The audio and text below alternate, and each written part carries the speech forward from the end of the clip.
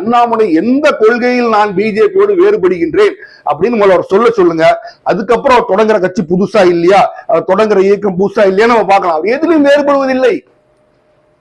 ஏன்னா தமிழ் நோடு இல்லா, காவேரி நோடு இல்லான்னு சொன்னவர் தான் அண்ணாமலை. அப்ப நாக்கு எப்படி புரட்டி பேசும், எந்தெந்த மாதிரி பேசுங்கிற ஒரு ஆல்ரெடி காமிச்சிட்டாரு.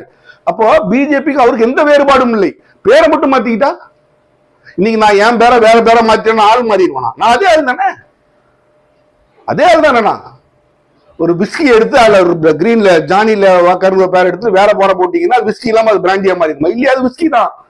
அதே மாதிரிதான் அண்ணாமலைங்கிற பேருக்கு புது கட்சி அவர் தொடங்கிட்டாலும் பிஜேபியோட கொள்கை அளவுல எங்க வேறுபடுறன்னு அவர் காமிக்கணும். எனக்கு காமிக்க மாட்டேன்னு சொல்ல முடியாது. ஏன்னா அங்க இருந்து நீங்க வந்திருக்கிறீங்க, அந்த வீட்டுல இருந்து நீங்க வந்திருக்கீங்க, எனக்கு பிடிக்கல. அங்க இருந்து நீங்க எங்க மாறுபடுறீங்க, என்னக்கா அவங்க மரியாதை கொடுக்கலன்னு சொல்லி வெளில வருது. உங்களுக்கு அவர்களோட தனிப்பட்ட விஷயம், எங்களுக்கு பிரச்சனையே கிடையாது.